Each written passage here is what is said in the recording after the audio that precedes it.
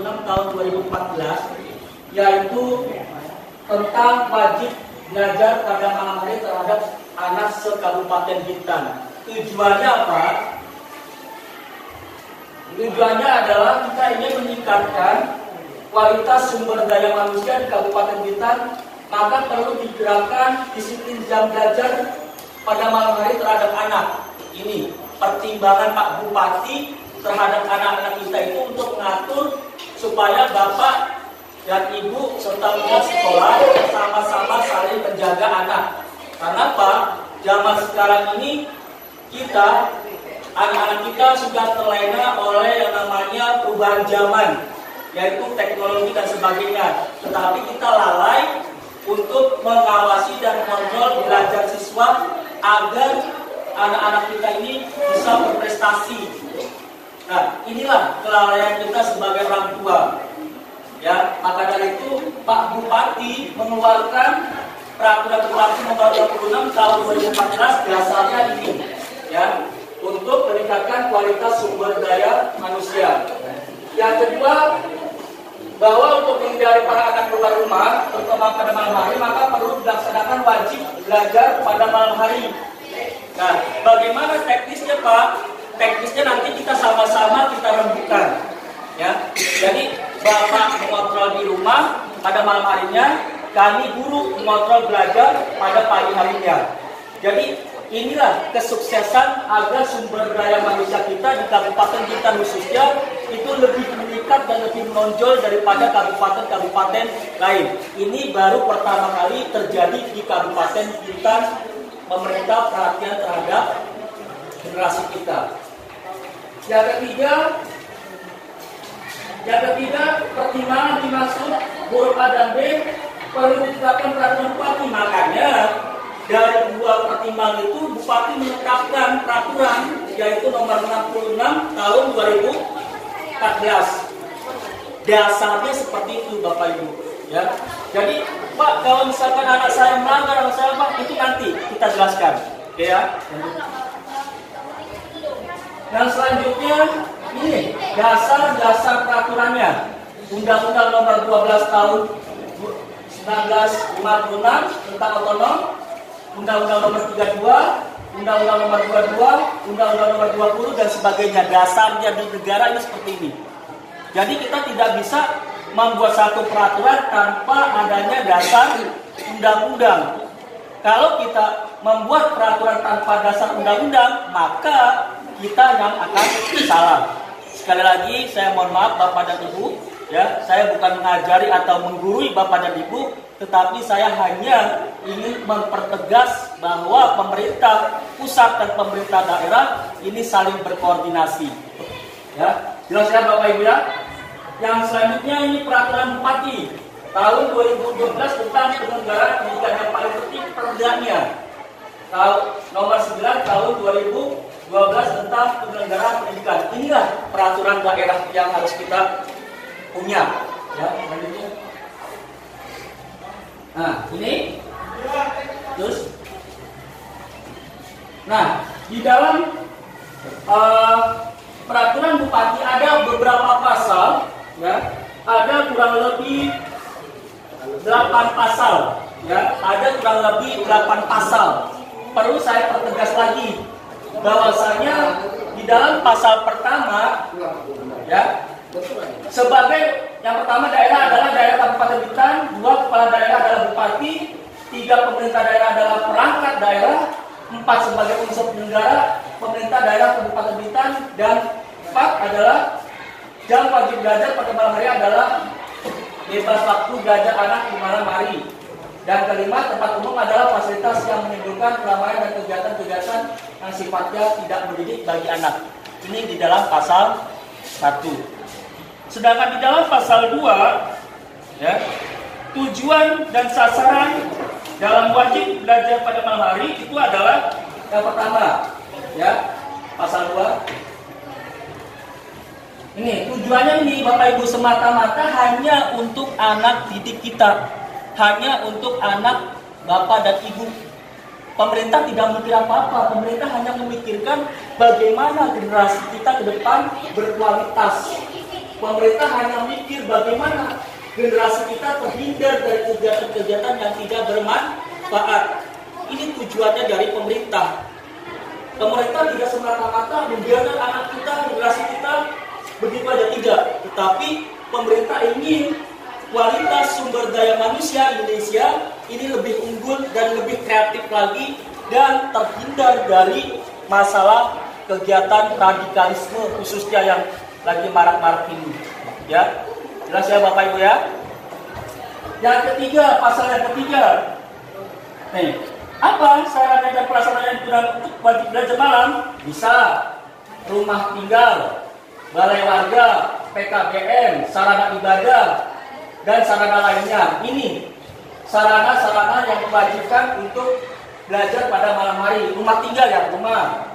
Balai warga, kalau ada balai warga, misalkan di situ ada berapa orang yang satu desa itu bisa mau belajar di kelompok di balai warga, bisa. Namun nanti akan diawasi oleh pihak kepala dusun. Ya, jangan disalahkan Pak Dusun, Pak RT, Pak RW menangkap anak Bapak Ibu di malam hari, tiba-tiba Bapak Ibu tidak terima, tidak bisa. Karena apa? Bapak dan Ibu sudah menandatangani surat pernyataan. Ya, ini. Jadi Pak Bupati itu sangat-sangat tegas. Jadi sebelum dipanggil Bapak dan Ibu di sekolah, Pak Bupati sudah berkoordinasi seluruh perangkat untuk sama-sama kita saling melaksanakan dan menjalankan amanah Pak Bupati. Jelas ya Bapak Ibu ya. Ini di dalam pasal 3. Apa kelengkapannya? Kelengkapannya itu disesuaikan dengan kondisi. Kalau misalkan di rumah ada wifi ya pakai wifi. Kalau misalkan di rumah nggak ada wifi ya nggak usah pakai wifi. Tak usah memaksakan.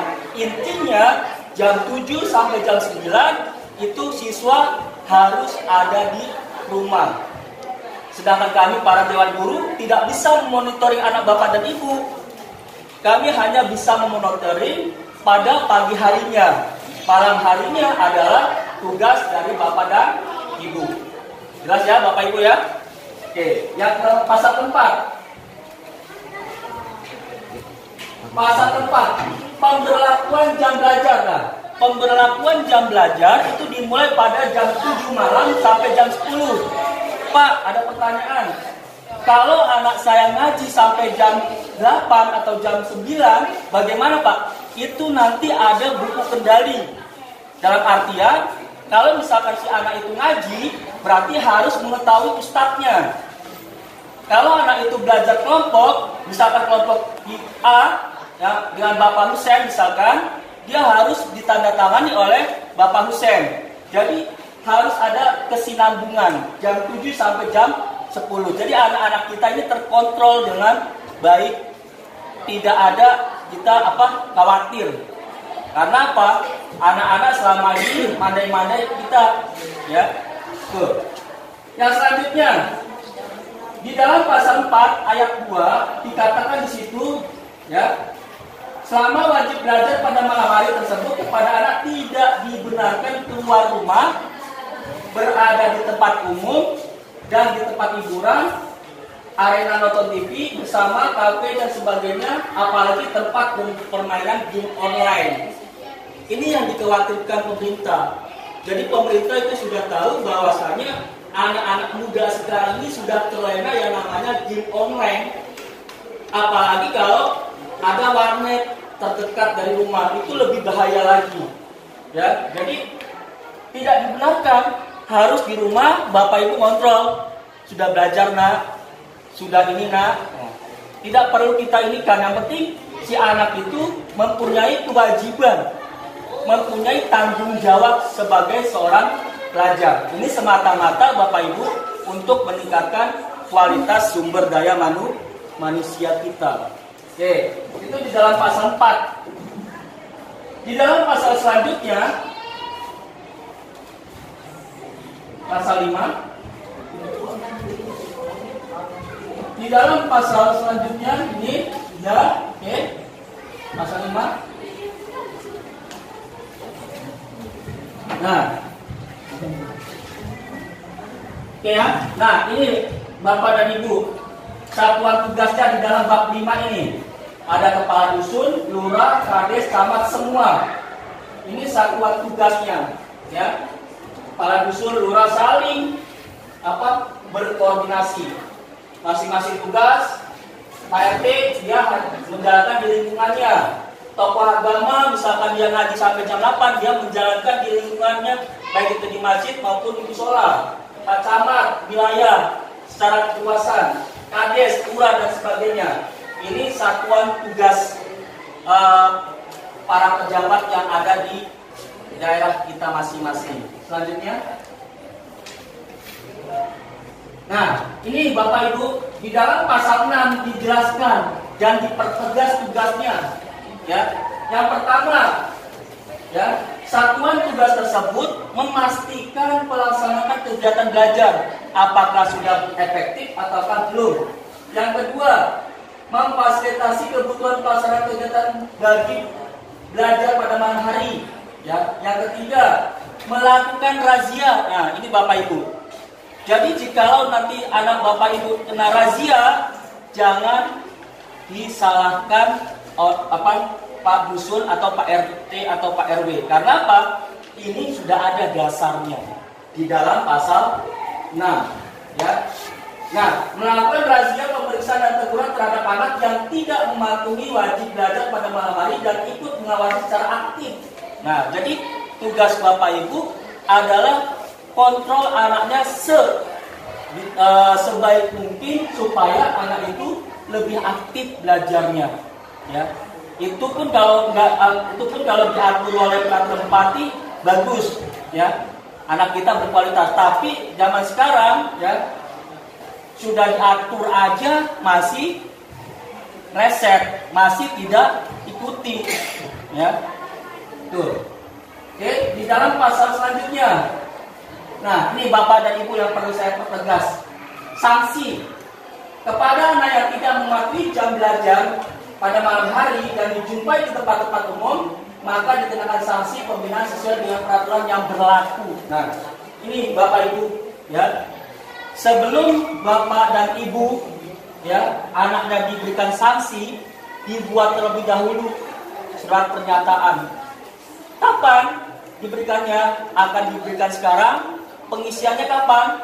Bisa sekarang kalau yang tersedia materai, bisa di hari Senin dikembalikan ke sekolah. Ya, jadi buat pegangan, yang bermaterai itu diberikan ke sekolah, yang tidak bermaterai Bapak Ibu pegang. Jadi jikalau nanti ada anak SMP 28 terjaring razia, ya, kita sudah punya dasar. Ini Bapak Ibu sudah menandatangani surat pernyataan. Jadi tidak bisa mengelak-elak lagi Bapak Ibu yang saya hormati. Jelas ya Bapak Ibu ya? Bisa dimengerti ya? Oke, selanjutnya ini sanksinya ya. Yang ke-8, Bapak dan Ibu, ya, peraturan bupati ini berlaku pada tanggal diundangkan, ya. Pada tanggal kita sudah sosialisasi ini sudah mulai diterapkan untuk selama anak Bapak Ibu selama masih menjadi seorang pelajar. Ini Bapak dan Ibu yang saya hormati, mungkin peraturan-peraturan ini, ya, amat sangat bisa di sisi lain bisa membantu kita, di sisi lain juga kita terbebani. Tetapi mau apa lagi Bapak dan Ibu, kita hidup di NKR ini harus mengikuti yang namanya peraturan. Jelas ya Bapak dan Ibu ya? Bisa dimengerti ya Bapak Ibu ya? Jadi itu Bapak Ibu sosialisasi atau peraturan Pak Bupati yang diberikan kepada sekolah agar setelah selesai dari sini, untuk selanjutnya ini adalah tugas Bapak dan Ibu untuk sama-sama saling kita mengontrol. Ya, kerjasama kita ini disebut kerjasama tripartit, yaitu sekolah, orang tua, masyarakat. Sekolah tanpa orang tua pun tidak ada artinya apa-apa, orang tua tanpa sekolah pun tidak ada artinya apa-apa. Sekolah tanpa masyarakat pun tidak ada artinya apa-apa, masyarakat tanpa sekolah pun tidak ada artinya apa-apa. Jadi saling bekerja sama. Inilah yang akan kita wujudkan, Indonesia itu akan maju selama di tahun 2050-an. Ya, kita akan bisa bersaing dengan negara-negara lainnya. Jelas Bapak Ibu ya? Bisa dipahami ya Bapak Ibu ya? Mungkin sampai di sini kita diskusi saja Bapak Ibu ya. Kita diskusi, kita kurang lebih setengah jam lah. Setelah kita diskusi bagaimana ya, baru kita bagikan surat pernyataan ini. Ya, jelas ya Bapak Ibu ya. Silakan saya buka diskusi saja 3 atau 5 silakan.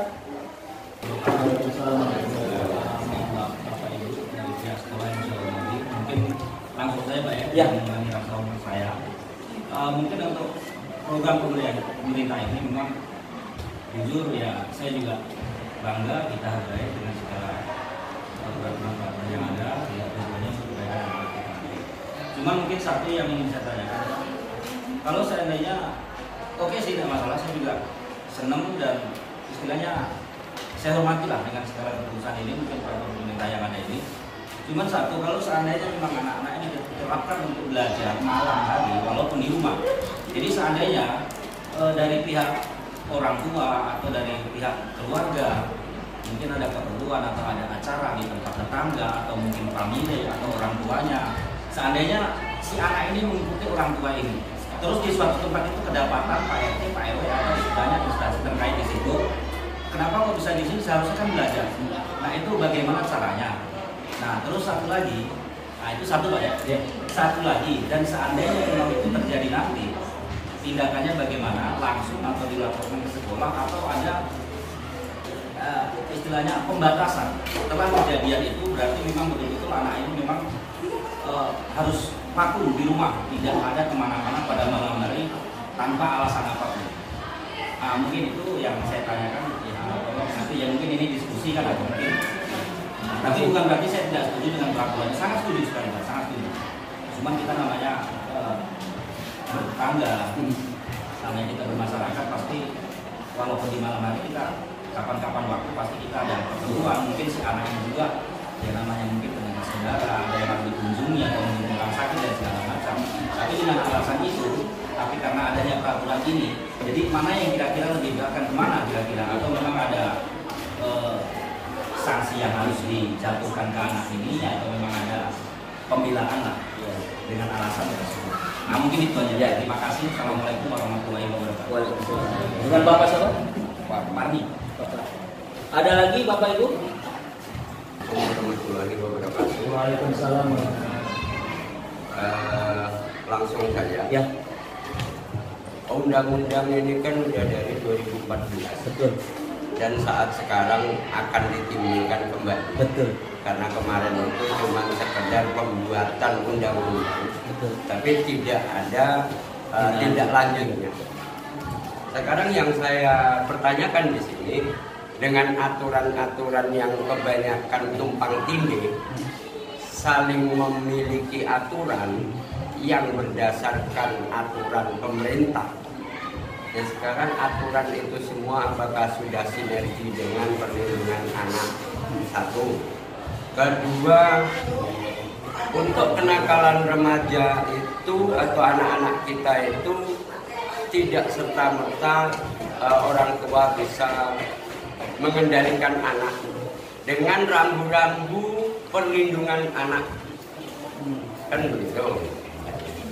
Jadi yang saya ini kan begini, kalau kayak kenakalan anak-anak keluar rumah ataupun ini tadi seandainya ada dinas yang datang, saya juga akan berikan masukan seandainya pun diterima. Jadi tidak sekedar membuat aturan, tapi tolong aturan itu dijalankan. Contoh sekarang, itu semua kan ada tindak lanjut.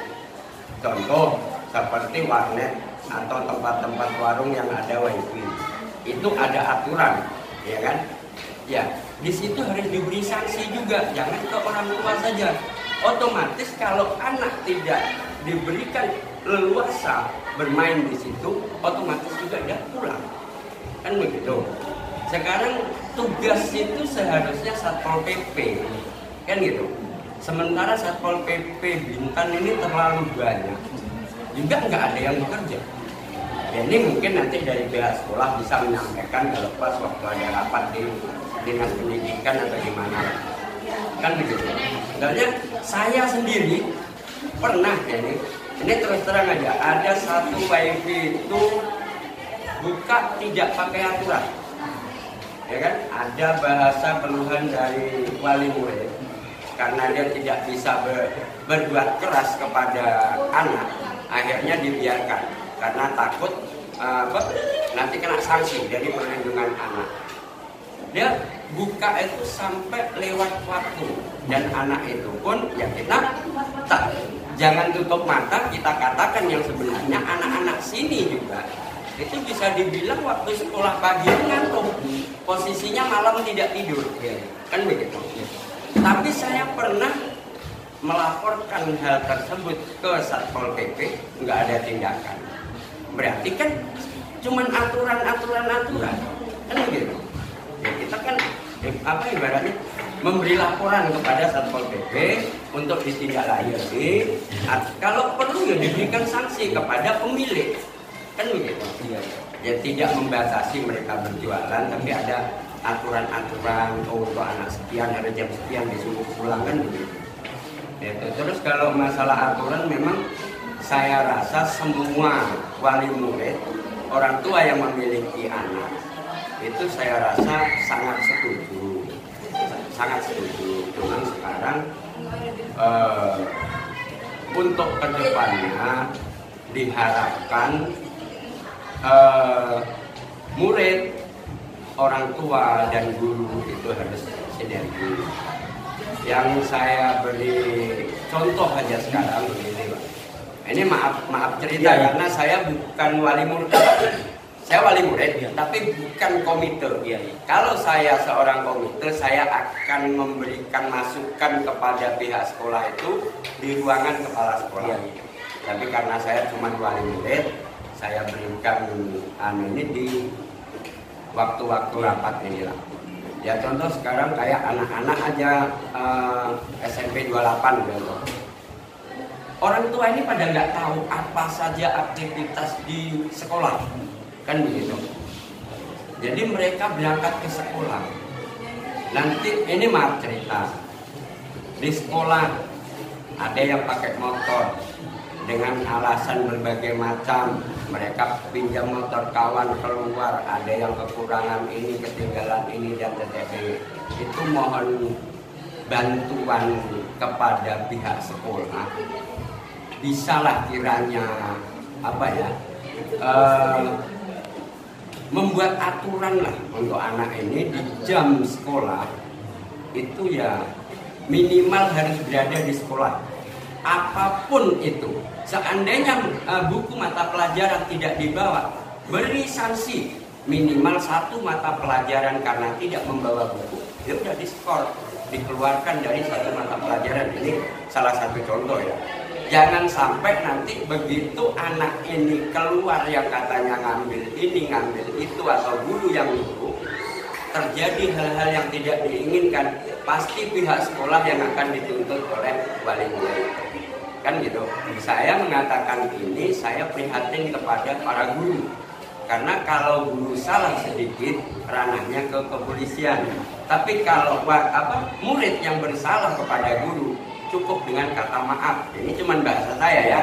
Nah, jadi untuk aturan yang ada ini kita memang apresiasi, bagus. Cuman aturan ini kan ibaratnya aturan lama yang sudah kayaknya sudah lupa dan dihidupkan kembali. Mudah-mudahan kedepannya bisa didukung, bisa dijalankan ya semua untuk anak-anak kita juga. Saya rasa itu saja dari saya. Terima kasih. Assalamualaikum warahmatullahi wabarakatuh. Ya, saya jawab 2 pertanyaan. Jikalau dalam satu keluarga itu ada istilahnya berhalangan atau ada kenduri atau ada apa, itu ada kondisional. Jadi tidak ada satu sanksi apapun, kondisional. Karena apa? Memang keperluan keluarga. Jadi pihak RT misalnya menjumpai anak ini, kok ini harusnya belajar. Oh, nggak bisa karena kondisionalnya sedang mengikuti orang tuanya hajatan itu ya. Yang kedua,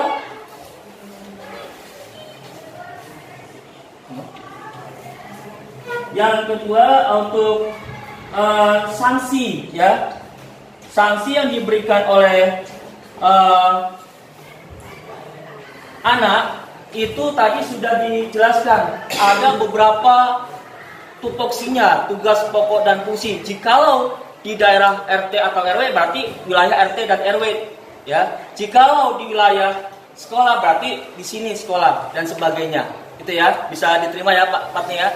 Jadi kondisional Pak. Kalau memang keluarga Bapak lagi ada acara berarti tidak ada sanksi apa-apa. Menanggapi pertanyaan dari Pak Ruslan, memang Pak, itu undang-undang sudah dibuat dari tahun 2014. Namun, dari masing-masing daerah, itu tinggal pelaksanaan saja. Apakah daerah mau melaksanakan, apakah daerah ada gregetnya untuk sumber daya manusia kita, ataukah daerah hanya cuek-cuek saja. Alhamdulillah, Bupati kita ini sudah memberikan ketegasan, ya Pak ya. Jadi itu. Yang selanjutnya untuk masalah warnet dan sebagainya itu Pak Bupati sudah sangat-sangat jelas memberikan amanah kepada perangkat organisasi perangkat dinas itu untuk lebih tegas lagi. Namun pelaksanaan di lapangan entah itu berjalan dengan efektif ataukah tidak berjalan dengan efektif itu tinggal tergantung dari kepala dinasnya masing-masing. Jikalau Bapak menjumpai seperti itu, seharusnya jangan dilaporkan ke Satpol PP, langsung ke wilayah lingkungan setempat, RT, RW atau Pak Lurahnya langsung. Jikalau Bapak keterdapatan seperti itu. Jikalau Bapak keterdapatan ada siswa seperti itu, Bapak berhak dan wajib hukumnya memberitahu ke orang tuanya, anaknya ini lagi sedang bermain warnet. Jadi itulah, makanya tadi sudah saya jelaskan, kalau di lingkungan sana itu biar ranah tupoksinya orang-orang itu, RT, RW, Pak Kadis dan sebagainya. Kalau di ranah ini adalah tugas kami. Yang selanjutnya, pertanyaannya, kalau ada siswa itu sudah kami tegaskan Bapak dan Ibu. Setiap hari itu ada jadwal pelajaran, mata pelajaran. Namun, siswa itu yang tidak peduli. Maka dari itulah diberlakukanlah jam malam, agar Bapak Ibu mengontrol besok pelajaran apa. Jangan sampai nanti ketinggalan lagi bukunya. Itu. Yang selanjutnya masalah kendaraan Bapak Ibu. Kendaraan Pak Bupati tahun ajaran pertama sudah menegaskan tidak boleh membawa kendaraan bermotor sebelum berusia 17 tahun ke atas. Namun anak-anak kita sering melanggar. Mau tak dikasih bagaimana, mau dikasih bagaimana. Mau dikasih orang tuanya mampu, nggak dikasih bagaimana? Ya, jadi Pak Bupati di sini sudah jelas-jelas mengatakan bahwa ya anak sekolah pelajar itu dilarang untuk membawa kendaraan bermotor. Namun yang melanggar siapa? Siswa itu sendiri. Maka dari itu kalau misalkan ada fasilitas bus, ya gunakan fasilitas bus. Kalau nggak ada kecuali nggak ada fasilitas bus, bolehlah. Ya, ini kita diberikan fasilitas bus oleh Pak Bupati itu 3 bus. Apakah masih kurang? Kalau masih kurang, tambah lagi nanti. Ya, jelas ya Bapak Ibu ya. Pak Ruslan bisa diterima? Pak Fadli bisa diterima? Ada lagi? Saya buka satu pertanyaan, silakan Pak. Pak, ya. Sebenarnya aturan ini sudah sebagian lah, sudah dilaksanakan oleh sebagian masyarakat. Ya. Saya seperti itu. Karena apa yang disampaikan di sini, tidak ada sebagian orang tua yang sedang melaksanakan bahkan sebelum peraturan ini dibuat. Ya. Itu pertama, Pak. Yang kedua, ini sebagai upaya, salah satu upaya untuk bicara masalah bullying, Pak. Bullying. Karena bullying sangat berbahaya. Ya. Karena saya sebagai orang tua itu sudah pernah kena dampaknya sekali. Waktu itu anak saya hampir tidak mau sekolah. Makanya dengan adanya peraturan ini sangat membantu sekali pada terutama kepada orang tua dan juga guru. Karena apa Pak? Bully ini seperti belum lama ini saya terima di WA itu sangat luar biasa. Jadi di dalam ini di medsos ini sudah memviralkan bagaimana seorang anak itu dikeroyok di dalam ruangan sampai 4 sampai 5 orang, kurang lebih 5 orang. Anu menyedihkan sekali. Dan sebenarnya inti dari semua ini adalah akhlakul karimah. Makanya pemerintah Kabupaten Bintan sudah mewajibkan namanya maghrib mengaji. Jadi itu seharusnya harus kita implementasikan, kita jalankan sebagai orang tua. Terus saya pribadi, Pak, saya beritahu kepada anak saya, apabila menjelang maghrib, janganlah anak-anak itu disuruh keluar. Walaupun ke warung kemana, jangan. Maghrib kurang setengah jam, disuruh di rumah. Jangan disuruh kemana-mana. Kemudian masalah belajar di rumah. Jadi waktu yang paling tepat untuk belajar anak-anak itu adalah setelah maghrib. Itu pertama yang tepat. Yang keduanya, disitulah nurullah, cahaya Allah turun kepada keluarga ahli pemilik keluarga itu. Makasih lagi. Itulah kalau menurut saya aturannya sangat bagus, dan bahkan aturan ini sebelum aturan ini dibuat ada sebagian orang tua yang sudah melaksanakan. Itu saja Pak, saya tidak bertanya, cuma saya sedikit menyampaikan sama-sama pengalaman. Sekian, kurang mohon maaf dari kami berjaya. Assalamualaikum warahmatullahi wabarakatuh. Adalah maaf ya, masalahnya kan anak-anak ini kalau ke sekolah kan nggak boleh bawa motor ya Pak ya. Tapi Pak, kegiatan di luar sekolah itu kadang-kadang kan malah lebih dari sekolah. Kalau yang belajar kelompok atau mengerjakan tugas apa itu kan di luar sekolah. Jadi kalau menurut saya anak saya sama kelompok-kelompoknya itu kok banyak banget itu lebih dari ke sekolah gitu kan. Kalau kelompok itu kan misalnya anak sini, anak gue, yang anak kampung kemana gitu kan. Tapi namanya anak-anak sama kawannya kan ya kemana-kemana ya Pak. Ya di situ lebih tolong kalau misalnya ada kerja kelompok itu jangan terlalu banyak itu maksudnya ya Pak ya, sampai kemana-kemana ujung jalan anak ya. Ya itu aja lah, kalau dikurangi lah ya belajar kelompok di luar sekolah itu Pak. Jadi ujungnya kalau ke sekolah kan oke naik bis, tapi di luar sekolahnya itu yang pakai banyak keluar. Kita jangan pokoknya banyak lah kalau anak-anak itu. Ya itu aja Pak. Oke, terima kasih dengan Pak Tanto ya. Memang di akhir-akhir ini peraturan memang tuh sudah dibuat ya, peraturan sudah dibuat. Namun di sini pemerintah baru mensosialisasikan secara global, secara menyeluruh. Memang ada sebagian orang tua yang sudah melaksanakan sebelum peraturan bupati ini dibuat. Itu hanya sebagian orang tua yang peduli dengan pendidikan. Namun orang tua yang lain baru hari ini tahu, ya, baru hari ini bisa memahami bahwasanya peraturan ini sudah dibuat dari tahun 2014. Pelaksanaannya kapan? Pelaksanaannya sudah dari kemarin itu, ya. Bagi orang tua yang peduli, dia sebelum maghrib udah ada di rumah. Itu pemerintah mengatur jam batas minimal dari mulai jam 7 ya. Masalah jam berapanya teknisnya yang tahu hanya bapak dan ibu ya. Teknisnya yang tahu di lapangan hanya bapak dan ibu. Pemerintah membatasi jam 7 malam sampai jam 10 malam. Menanggapi bullying, memang saat ini anak-anak terdampak oleh yang namanya virus media sosial ya. Mereka berkelompok, mereka saling membuli dan saling karena mereka terhasut, karena mereka berkelompok. Nah, untuk menanggapi ini ya, baiknya dari sekelompok orang ini, sekumpulan orang ini itu harus saling kerjasama. Jikalau keterdapatan bullying, ini ranahnya HAM anak. Ya, pelanggaran dilaporkan ke Komnas HAM. Bukan ranah sekolah. Tapi jikalau terjadi di sekolah bullying, ini ranah sekolah nanti dengan Komnas HAM. Misalkan si A, B, C, D, si A membuli si B, ya dikeroyok. Ini kalau di lingkungan sekolah berarti ranahnya sekolah mengurus masalah ini. Tapi kalau ranahnya di luar, berarti pihak luar itulah yang akan mengurusi itu. Bisa dipahami Bapak Ibu ya. Yang selanjutnya, untuk masalah kerja kelompok Bapak dan Ibu, Bapak dan Ibu guru di sini untuk masalah belajar kelompok itu tidak terlalu dibebani. Namun anak-anak yang zaman sekarang ini memandai-mandai, memberikan alasan yang tidak jelas. Untuk lebih jelasnya nanti di situ kita sudah ada paguyuban sekolah. Kalau anak ibu paguyuban kelas 8 berarti masuk ke dalam paguyuban 8A. Kalau dia kelas 9 berarti masuk ke paguyuban 9A.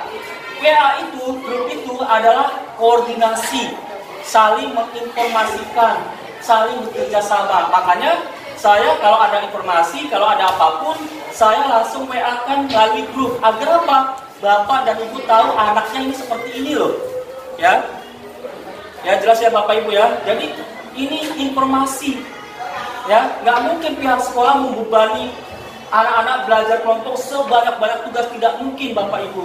Ya, kalaupun toh ada tugas paling beberapa aja. Ya, nggak mungkin saya IPS memberikan tugas kelompok. Saya tidak pernah memberikan tugas kelompok. Cuma anak-anak zaman sekarang itu memandai-mandai, ya, mencari-cari alasan agar bisa keluar. Nah, inilah tugas Bapak dan Ibu semua, ya. Kita saling mengontrol. Jika di sini kita kontrol oleh guru, jika di rumah kontrol oleh orang tua, jika di luar masyarakat yang mengontrol. Jadi masyarakat juga wajib mengontrol anak-anak kita. Agar apa? Tadi Bapak dan Ibu guru, kita ingin menciptakan kualitas sumber daya manusia yang lebih baik lagi. Agar anak-anak generasi kita lebih baik lagi dan tidak terkena oleh virus apapun, apalagi virus corona. Jelas ya Bapak Ibu ya? Bisa dipahami ya Bapak Ibu ya? Jadi sekali lagi, sekolah tidak membebankan anak Bapak Ibu PR banyak, kerja kelompok banyak, tidak. Ya, kalau Bapak dan Ibu mau mengetahui lebih jelasnya, lebih bagus, Bapak Ibu masukkan informasi lewat WA group atau langsung ke gurunya langsung, Pak, apakah betul ada kerja kelompok anak saya di jam sekian sampai jam sekian? Kalau nggak ada, berarti itu hoax. Ya, jelas ya Bapak Ibu ya? Jelas ya? Bisa dimengerti ya? Oke, mungkin itu aja. Ada lagi? Kalau tak ada, langsung nanti saya berikan surat pernyataan. Ini yang satu ditandatangani bermaterai ya, yang satu tidak ditandatangani tapi tidak bermaterai. Jadi satu orang dua. Ini bisa dikumpulkan di hari Senin. Ya.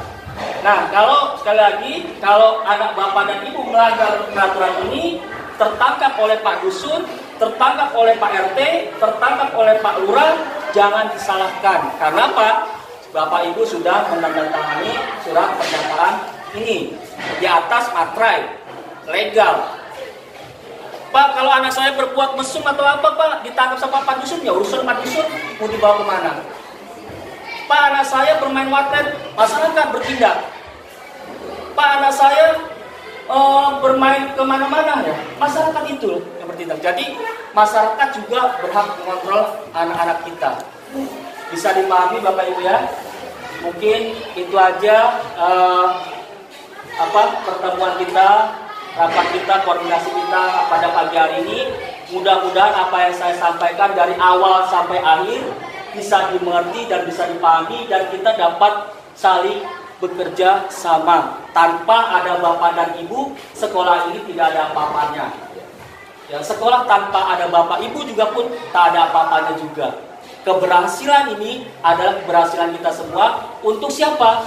Untuk generasi kita yang akan datang. Terima kasih Bapak Ibu. Saya akhiri saja. Kalau kurang lebihnya saya mohon maaf. Kalau ada pertanyaan atau ada yang lain-lain, silakan nanti kita di belakang. Terima kasih Bapak dan Ibu. Saya ucapkan Assalamualaikum warahmatullahi wabarakatuh. Selamat pagi dan salam sejahtera.